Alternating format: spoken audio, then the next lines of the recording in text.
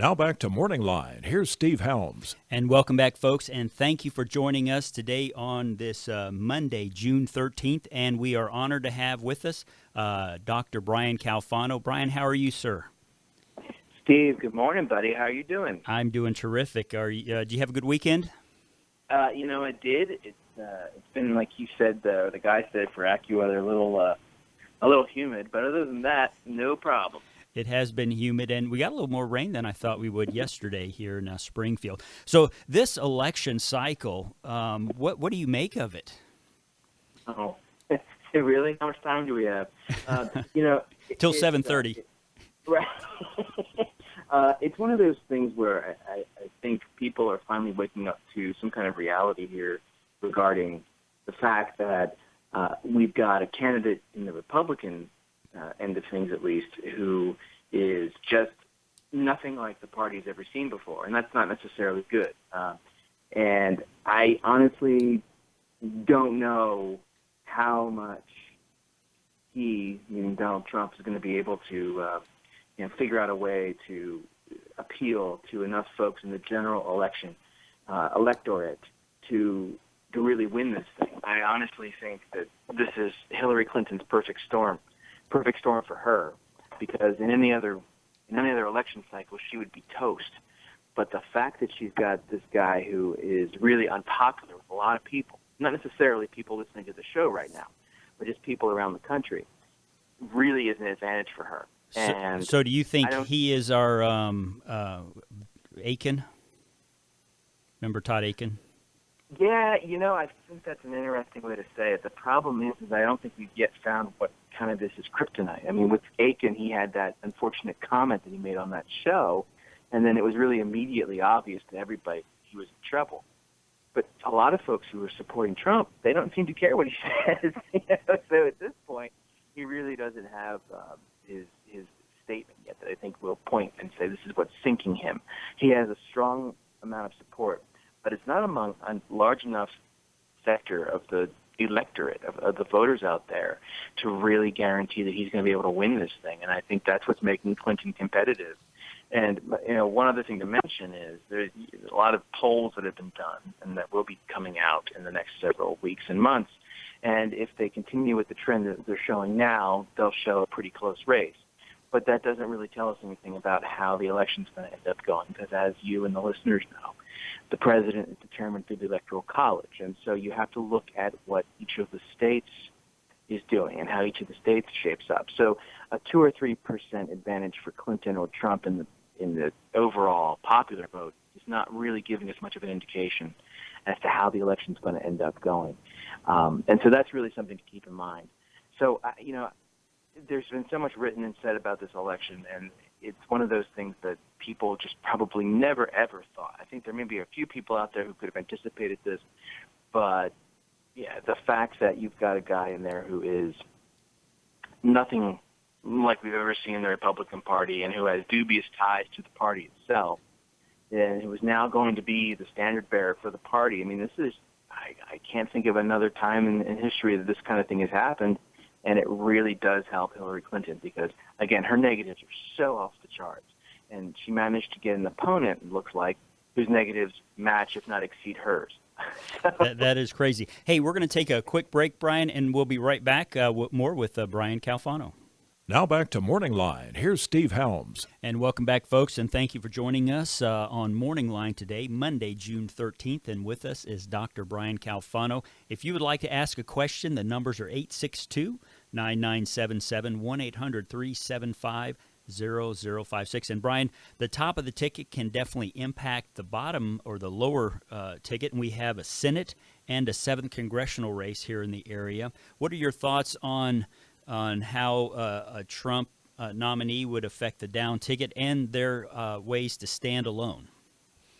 That's a really good question, Steve. And I'd be lying to you if I said I had any real sense as to how this is all going to play out. I think anybody who tells you, oh, yeah, this is what's going to happen, Trump's going to do this, and Blunt's going to do this, and Billy Long is going to do that, I think they're just full of it because we've never had this before. We've never had this kind of situation before.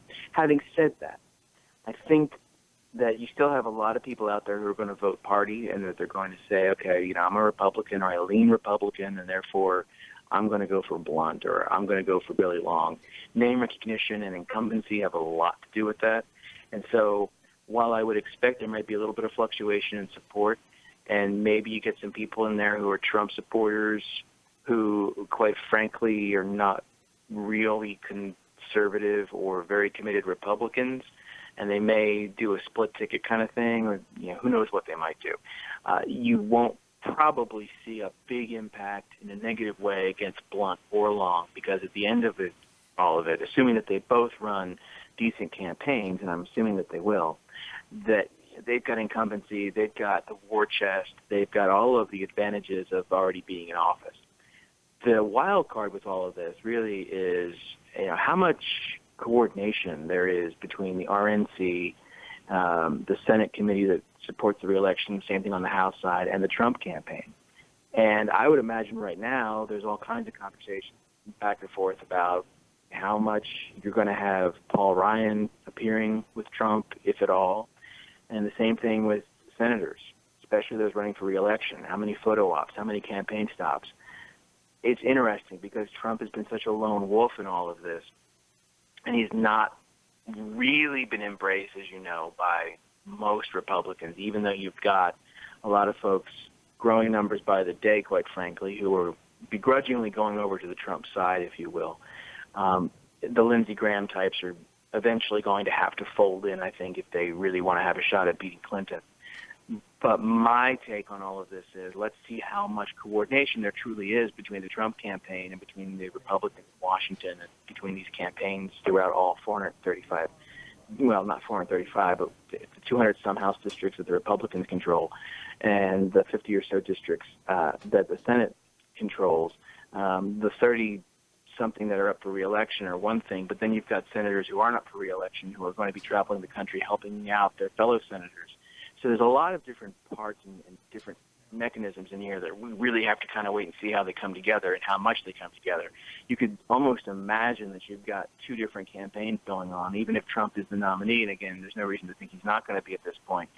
You've got Trump out there kind of doing his own thing, and you've got all the other Republicans doing their thing, and you almost have separate campaigns on the same side of the ticket, because there's just not enough trust between the Trump people and the Republicans to make this thing work. And quite frankly, if I were Roy Blunt or Billy Long, I think I'd want it that way. I think I'd kind of want to run my own. I don't want to run against Donald Trump, but I don't necessarily want to have him coming to my campaign events and doing commercials with me. Well, if you have any hint of dissatisfaction with Trump, then he's going to reciprocate and hammer you back. I always find it interesting why someone would say something bad about him, because he's going to publicly denounce you too. Yes, and so what I would do with that is, and I think Blunt and Long are both smart enough not to do this, I wouldn't pick a fight with them, but I don't know that I'd be available for any kind of meetings. Right. Hey, we've got a... Go ahead. Go ahead. We have a caller, and Sharon, ask your question of Dr. Brian Calfano. Hello, Brian. It's nice to hear you on the radio again. Hey, Sharon, good to hear you. Thanks for calling. I have to take exception with your example that we've never had anybody like Donald Trump before. We have had, only it was on a smaller scale, and that was Huey Long in Louisiana. And he appealed to the same exact things that Donald Trump is appealing to in his followers. Right. They feel like they're disenfranchised. They feel like they're American citizens, but that no one pays any attention to them, that they have just been left behind. And that is a very, very strong message that Donald Trump is sending to those people. And for the most part, it's largely the middle class who have not, their incomes have not kept pace since 1970, even though we are number one as far as being productive in the world. And so they keep putting out more and more and getting less and less. and they are very, very dissatisfied. Hey, Sharon, thanks for calling in. Let's let Dr. Calfano respond. Well, that's a great point about Huey Long. The only thing I was really focusing on there is that Trump has never been a nominee like Trump. Huey Long never made it to be a nominee for the Democratic Party in his case. But Sharon's right. I mean, you do have this very strong populist sort of position that Trump has taken, and it's really resonated.